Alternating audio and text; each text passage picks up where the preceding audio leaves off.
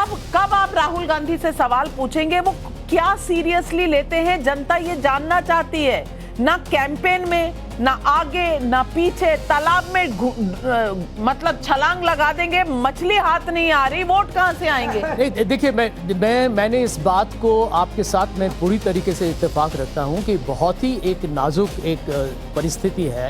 अखिलेश यादव को कोई इशारा मिल रहा है, क्योंकि एक तरफ ओवैसी जी का ऐसे उठना और दूसरी तरफ जिस तरह से कास्ट कनंड्रम को ब्रेक करके एनडीए आगे बढ़ा है। आशुतोष वर्मा जी, यूपी की तरफ कोई इशारा नजर आ रहा है?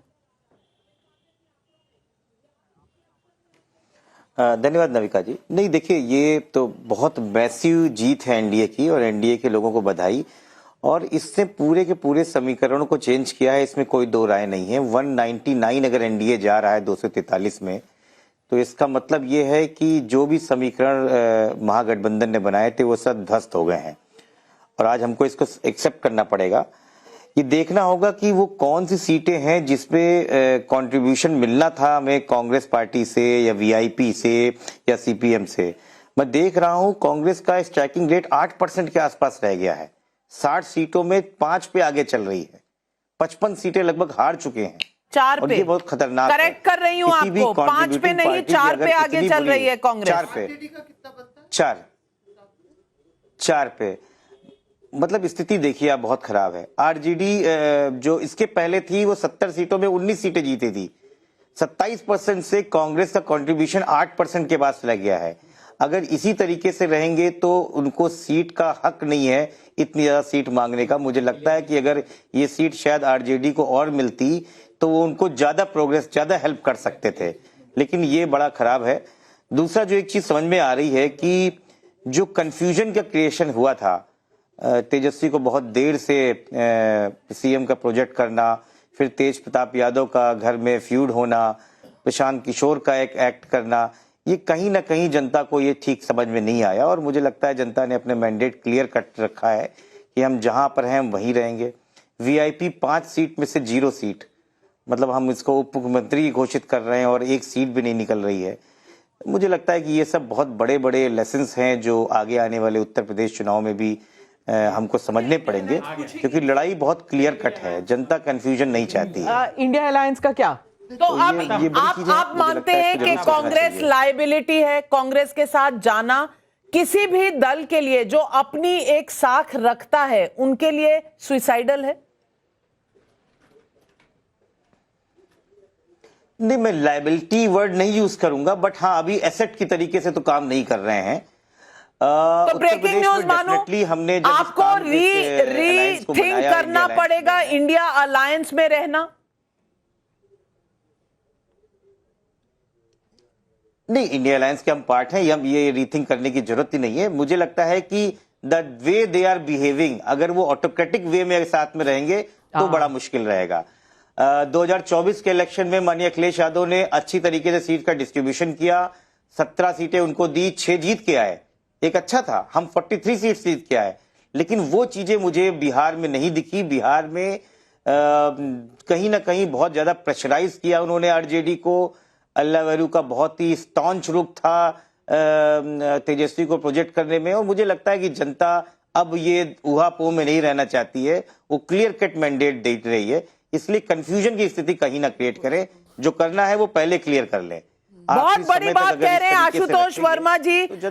मैं आपको कॉम्प्लीमेंट करती हूं कि कम से कम आपके दिमाग में as a party clarity of thought है, आपको क्लैरिटी ऑफ थॉट है, और आपने रूल्स तय कर दिए हैं कि कांग्रेस को ऐसा करना पड़ेगा तभी आगे बढ़ेगी गाड़ी, नहीं तो नहीं बढ़ेगी। और संजय झा, मैं हमेशा से यही कह रही थी, क्योंकि जिस तरह का कांग्रेस का परफॉर्मेंस रहा है, आपको छूने से अगला इलेक्ट्रोक्यूट हो जाता है।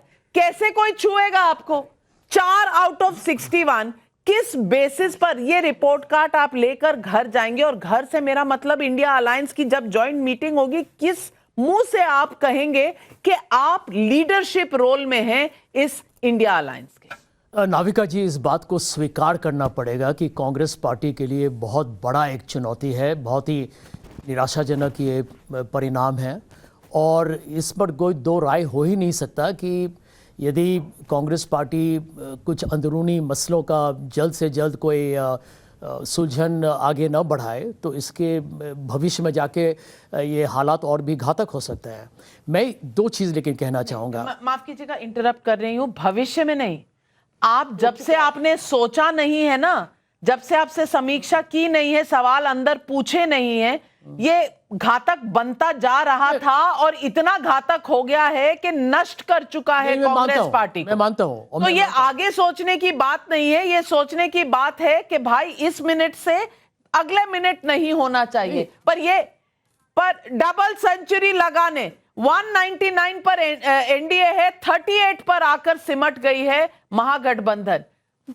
कब आप राहुल गांधी से सवाल पूछेंगे? वो क्या सीरियसली लेते हैं, जनता ये जानना चाहती है। ना कैंपेन में, ना आगे ना पीछे, तालाब में मतलब छलांग लगा देंगे, मछली हाथ नहीं आ रही, वोट कहां से आएंगे? नहीं, देखिए, मैंने इस बात को आपके साथ मैं पूरी तरीके से इत्तेफाक रखता हूं कि बहुत ही एक नाजुक एक परिस्थिति है, क्योंकि देखिए कांग्रेस पार्टी का ये हालत अब है जबकि 35 साल से कांग्रेस पार्टी विपक्ष में रही है। जबकि कोई यदि आक्रामक हो तो 5 साल के अंदर इलेक्शन साइकिल में पार्टी वापस आती है सत्ते में।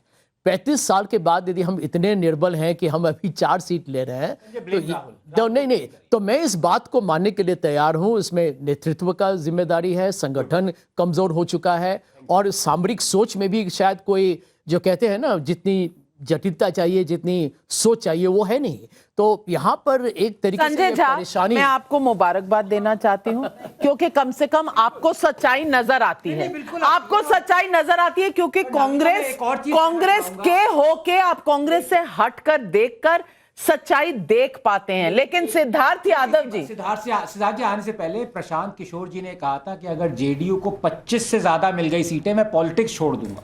ये उनका आपको कमेंट था। मैं बाइट सुना सकता हूं। मैं बाइट भी निकलवाती हूं, मैं कांटेक्ट करने की कोशिश भी करती हूं। लेकिन सिद्धार्थ यादव जी जीरो भाई, इतनी भी सुनामी लाने की क्या जरूरत थी? थोड़ी सी तो सीटें छोड़ देते हैं उनके लिए। 400 पार नहीं हो पाया तो क्या 200 पार करके ही मानेंगे? बदला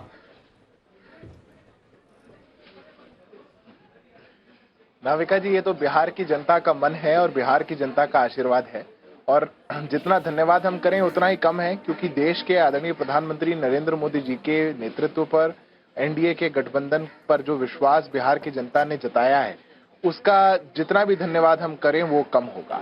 पर अभी कांग्रेस पार्टी के हमारे साथी कह रहे थे और उनके स्ट्राइक रिकॉर्ड, उनके स्ट्राइक रेट की भी कुछ बात हो रही थी। आज कांग्रेस पार्टी ने 95वीं हार राहुल जी के नेतृत्व में कांग्रेस पार्टी को दी है, और आज तो मुझे लगता है जवाहरलाल नेहरू जी का जन्मदिन है, उनको भी समर्पित इन्होंने करी होगी।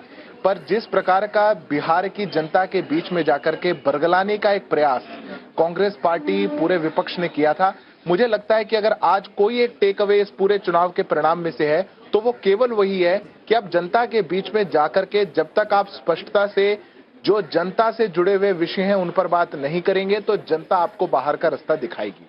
आप वोट चोरी का ढकोसला बजाते रहेंगे, जनता के बीच में जाकर के चुनावी प्रक्रिया पर प्रश्न चिन्ह उठाते रहेंगे, तो जनता आपसे उब चुकी है। जनता आपके सामने हाथ जोड़ेगी और आपको बाहर का रास्ता दिखाएगी।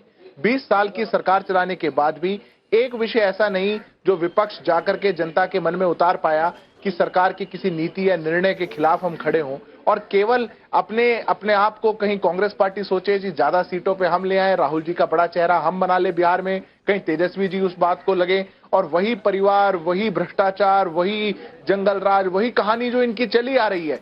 जनता थक चुकी और उब चुकी, और इसीलिए ये जो परिणाम आज अभी जो ट्रेंड्स के माध्यम से और इतने सारे जो रिजल्ट्स कंफर्म हो चुके हैं उसके माध्यम से आ रहे हैं, बिहार की जनता ने क्लियर मैंडेट दिया है, एक वन साइडेड मैंडेट दिया है। अपने मन की भावनाओं को वोट के माध्यम से उन्होंने व्यक्त कर दिया है।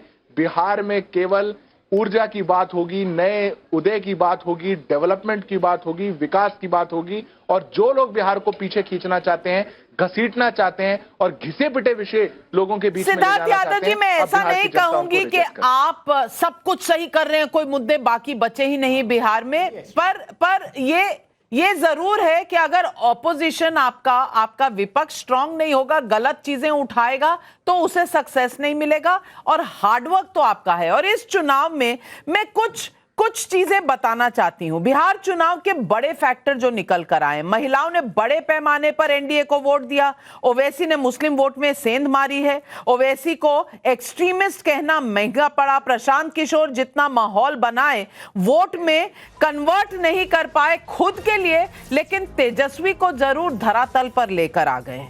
बीजेपी की टॉप लीडरशिप का जमीन पर काम रंग लाया है। पूरे बिहार ने नीतीश को फेवरेबल इस तरह एकदम ऐसा देखा है कि ये नीतीश कुमार जो हैं हमारे लिए बहुत अच्छे नेता हैं, और उन्हें दोबारा नहीं, 5वीं बार उन्हें पूरा दे दिया है उन्होंने। और जाति के मुद्दे से ऊपर उठकर वोट किया है, तो जाति समीकरण जो है वो ध्वस्त हो गया है।